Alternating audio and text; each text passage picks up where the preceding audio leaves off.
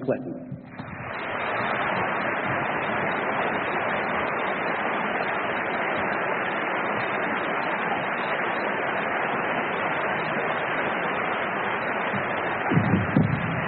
Thank you very much. Thank you. Thank you. Thank you. Thank you.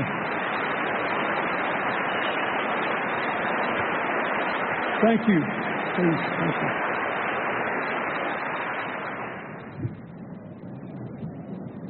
To Cronkite family and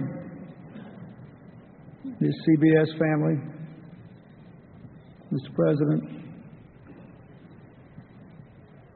I think it says a lot about what Walter Cronkite meant to all of us that on one of the most important days in his young presidency and a very important day in our nation's life, President Obama, when he has his big speech tonight, still came to New York to honor Walter Cronkite. We thank you.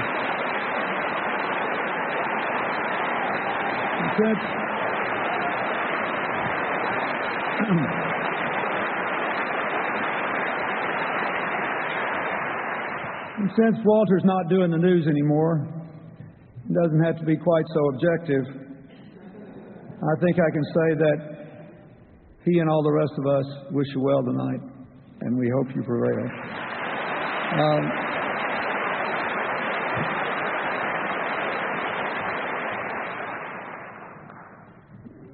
I had a very unusual perspective on all this.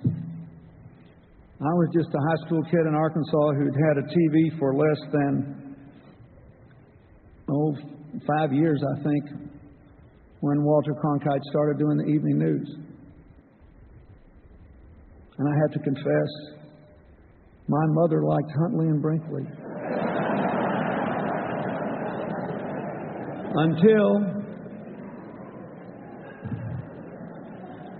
Until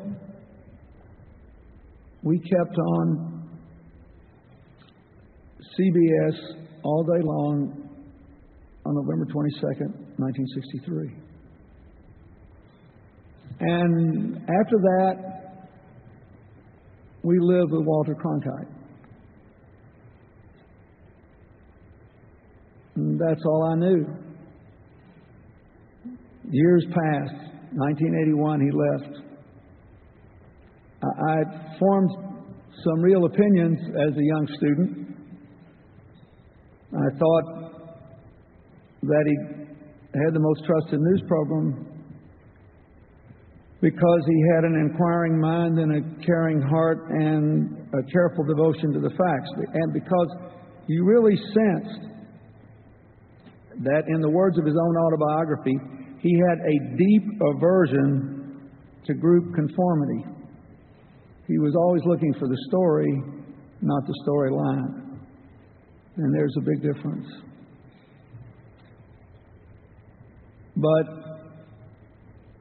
after he left CBS, I didn't think much more about it. I looked at some of his specials. And then when I became president, we were vacationing on Martha's Vineyard together. And we'd be thrown together at dinner parties or receptions or whatever. And he started talking to me about his young years before TV, and when he worked for UPI, when he, like Ronald Reagan, did third-hand radio accounts of sporting events.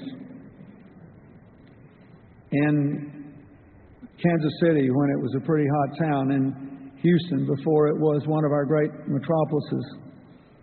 And I just wound up being crazy about the guy for reasons that had nothing to do with all the things we're here honoring him about today.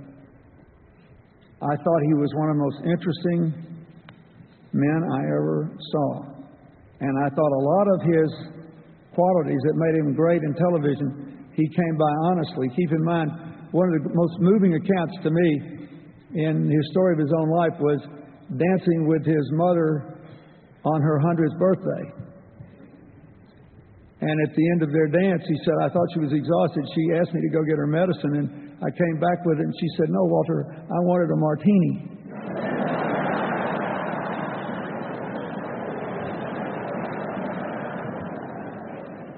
So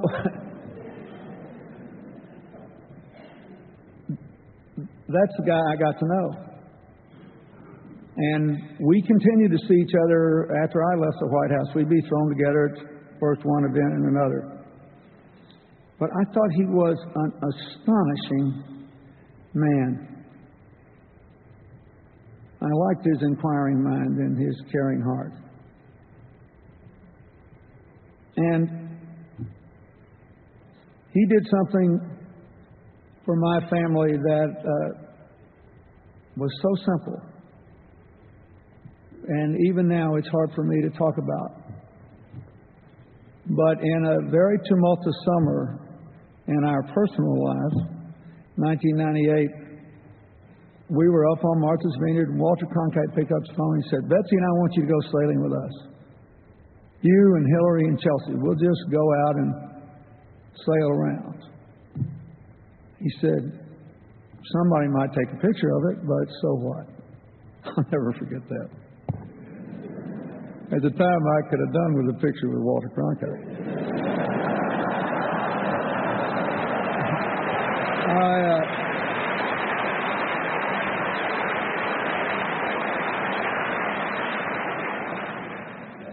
I say this because that wasn't something he had to do. He was 81 years old.